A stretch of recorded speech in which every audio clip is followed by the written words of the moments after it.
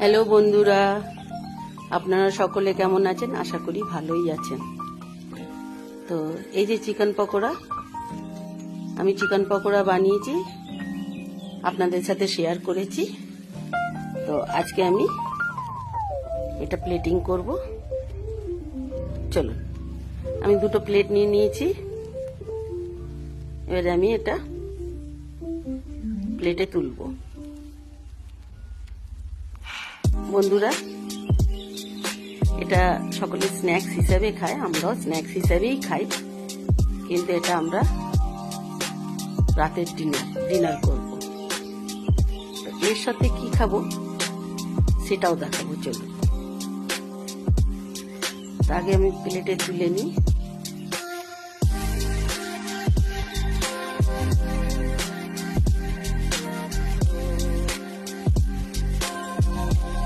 Chicken pakora এমন জিনিস সকলেই প্রায় ভালোবাসে, যারা চিকেন খেতে ভালোবাসে।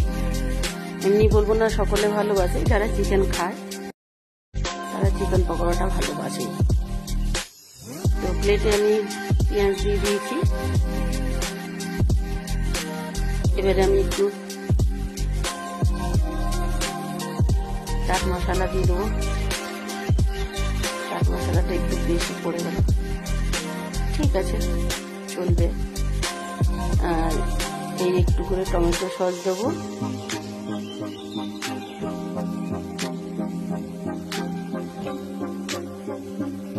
আর একটু করে চিলি সস দেবো।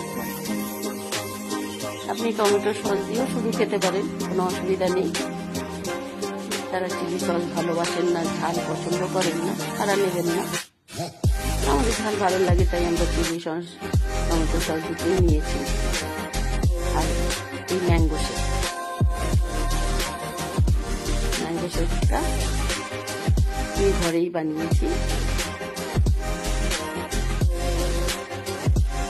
গ্লাসে ঢেলে নিচ্ছি ম্যাঙ্গো শেক।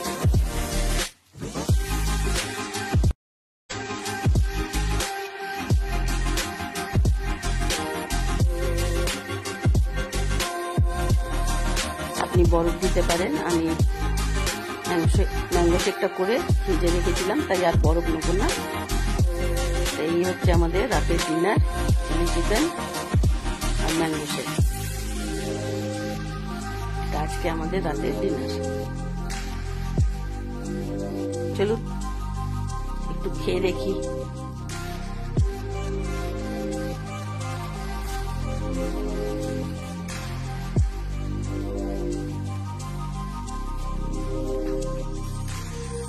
খুব গরম, আসলে এখনই ভেজে নামিয়েছি। খেতে তো খুব ভালো হয়েছে।